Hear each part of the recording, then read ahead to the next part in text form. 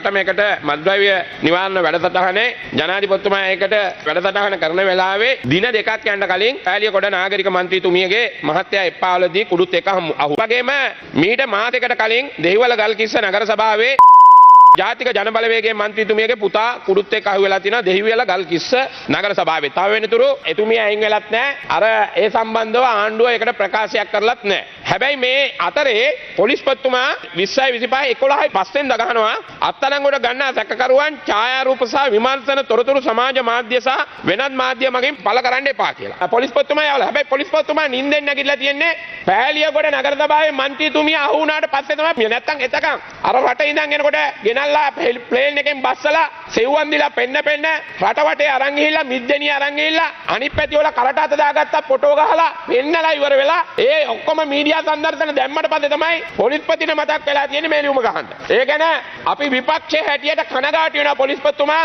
ඒ විතරක් නෙමෙයි මේ පෑලියගොඩ මන්ත්‍රීතුමිය තාම අත්අඩංගුවට අරන් නැහැ. එතුමියගේ විශාල බූදලයක් තියෙනවා, දේපොළ තියෙනවා. ඒවා ගැන හොයන්න ඕන, බලන්න ඕන. දෙහිවල ගල්කිස්ස මන්ත්‍රීතුමිය ගැන හොයන්න බලන්න. එයා ගැන බැංකු ගිණුම් තියෙනවා, දේපොළ තියෙනවා. අනිත් අයගේ දේපොළ තහනම් කරා නම්, අනිත් අයගේ බැංකු ගිණුම් බැලුවා නම්, පරීක්ෂා කරා නම් මේවා බලන්න ඕන කියන එක මේ අවස්ථාවේදී මම කියනවා.